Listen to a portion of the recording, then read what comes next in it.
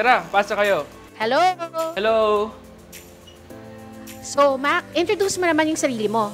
Hi, I'm Mac Capuso, one of the volunteers here in Lacan Community Center, and I hope na-catch up niyo yung previous episode ng Positive Lifestyle. So, ano bang gagawin natin today? So today, itutur ko kayo sa one of the community center here in Region 3 under Regional TB HIV Support Network, which is the Lacan Community Center.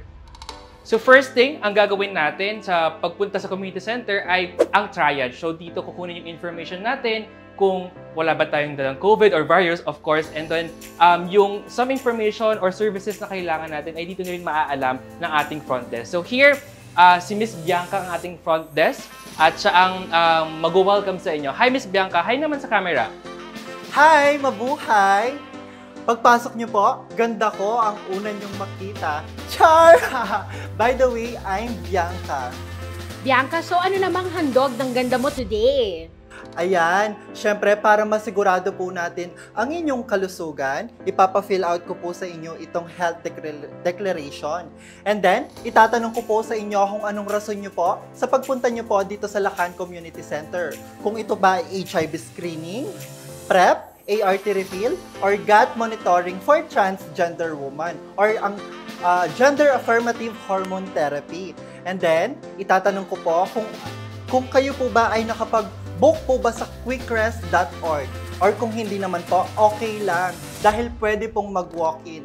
And then, pagkatapos po dito sa front desk, i-endorse ko po kayo sa ating peer navigator.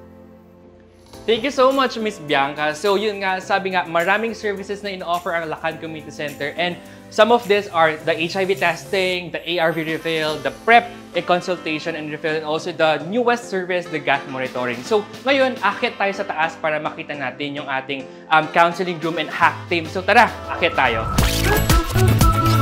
So here, nandito ang ating counseling room or counseling area. Dito nangyayari yung counseling pre or post test, and also yung ating HIV testing. So first nating pupuntahin is this one. Si Sir Derwell. Hi Sir Derwell, one of our peer navigator ang nagbibigay ng ating pre-test. So say hi to the camera, Sir Derwell. Hi, hello po sa inyo. Hi, Sir Darwell. So ano namang nangyayari dito sa station mo? So ang unang proseso po na nangyayari sa station ko is nire-relax po si client kasi po may mga client po na kinakabahan at the same time balisa po. So once the client's ready, una po natin hinihingi yung verbal consent nila, which is ina-explain po natin na all the information na i-share po sa atin ni client is fully confidential. After po nun, diretso po tayo agad sa screening, which is dito po natin tinatanong yung mga personal information ni client. At the same time, ini-inform po natin siya ulit na may mga sensitive po tayo tatanong. After the screening done, habang hinihintay po si MedTech, dinidiscuss din po natin kay client si HIV 101 at yung mga maling paniniwala about HIV. Ano po ba yung mga maling paniniwala about HIV? So, madalas po namin na-encounter or tinatanong sa amin ni client is kung naipapasa ba si HIV sa pamamagitan ng luha or pawis. So, mali po yung paniniwalang yon. Kasi po, si pawis at luha is nagko-contain po ng acid, which is hindi po kaya mabuhay ni HIV sa mga ganong type of body fluid. So, nakakahawa lamang si HIV sa pamamagitan ng pagkikipagtalik na walang protection. At the same time, meron po tayong tinatawag na 4 body fluids para po mahawa or makuha natin si HIV. Una na po yan ang semen, vaginal fluids, blood, and breast milk. Maraming salamat po. Very informative. Thank you. Thank you so much, Sir Derwell. So yun, meron tayong transmission, which is mode of transmission, which is yung pakipagtalik mo ng walang proteksyon, ang blood transfusion, and also yung breast milk, and also yung 4 body fluids. So hindi tama or hindi totoo na nakakahawa ito sa luha or pawis. Tanging sa dugo, semen or tamod, vaginal fluid, hema, and also yung breast milk or gatas ng nanay. So ngayon, dadako na tayo sa ating next station. Ito ang testing. So, hi Miss Jane! Hi! Hello, Miss Jane. So ano naman pong nangyayari dito sa station nyo? So dito pa sa Lacan Community Center, nag-o-offer po kami ng 3 testing. Yun ay HIV, syphilis, at hepatitis B screening. Okay, so ano po bang test ang ginagawa? Masakit ba? So, pagtitest, hindi naman siya masakit kasi sa isang drop lang ng blood, malalaman mo na ang resulta mo within 10-20 minutes. So, kapag positive ang patient, anong nangyayari? So, kapag positive si patient, yung term na ginagamit dito sa facility ay reactive or non-reactive. Kapag nag-reactive si client, papadala ang blood specimen niya sa RIVDA facility At dun malalaman kung positive or negative ang resulta ni patient. Ano po ba yung tinatawag na window time? So, sa window time or window period, doon pa lang madidetect kung may HIV si client or wala. So, yung window period ay 2 weeks to 3 months. 2 weeks to 3 months Yes. after a sex activity, tama po ba? Yes po, after the sex activity. So, after po nung na-test si client, o-offeran po namin na bumalik siya ng 2 weeks to 3 months para po masigurado ang resulta niya. Alright, maraming salamat po.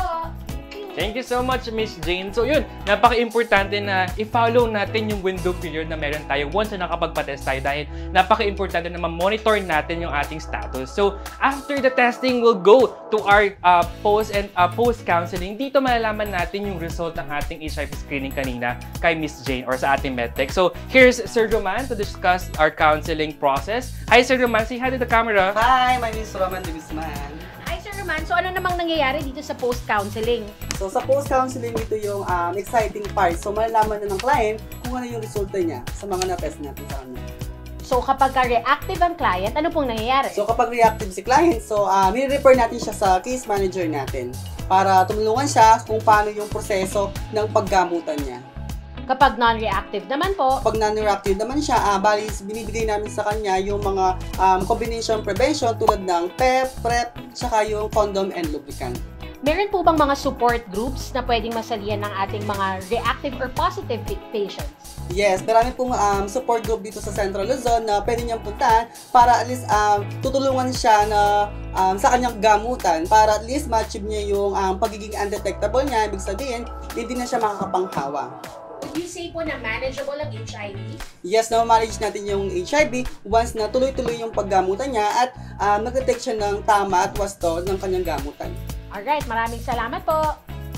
Thank you so much, Sir Roman. So, napaka-importante na i-follow natin yung mga steps on how to do it properly, of course, dahil maraming handang tumulong sa inyo at ang facility ay handang tumulong sa inyong treatment, sa inyong care, emotionally, mentally, or physically man yan, okay? So, next naman, pupuntahin natin yung room ng ating hack team wherein nandun ang ating case manager.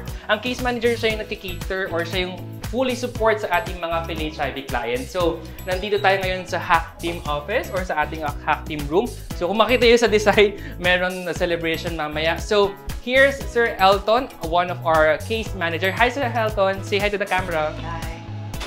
Hi, Sir Elton. Kamusta po kayo? So, ano naman nangyayari sa station natin? Ayan po. As a case manager po, kami po yung mag-i-explain ng procedures at kahalagahan ng gamutan sa ating mga client. Una po, syempre, bibigyan po natin siya ng lab request. Ito yung baseline test o tulad ng CBC, urine test at x-ray at iba pa.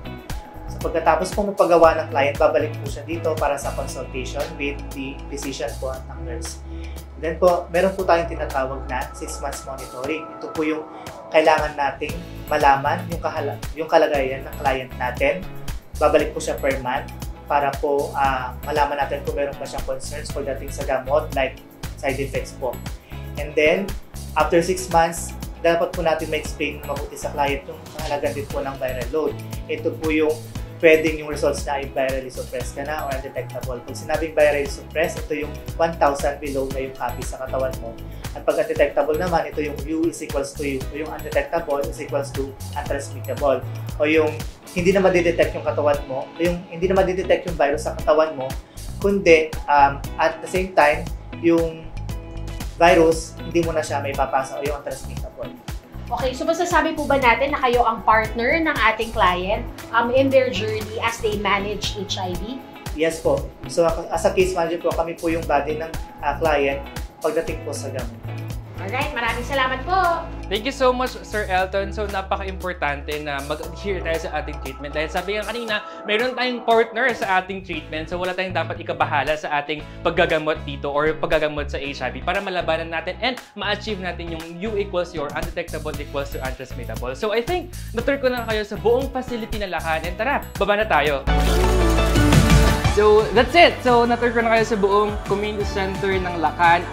Again, there's a lot of community center and treatment hubs here in Region 3 under the Regional TB HIV Support Network. And huwag kayong mahiyang lumapit dahil kahit sino pwedeng mag-access ng treatment, ng HIV screening, testing to all of those community center here in Region 3. And don't forget, to book your appointment to quickrest.org, and naka-flash dyan yung QR code, and also if hindi naka-flash, you can also visit the quickrest.org website and follow the Facebook page, Twitter, and also Instagram of Free to Be You campaign. And also you can do follows some social media accounts of the community center of Lacan. So know your status because self-care is safe lang. Maraming salamat.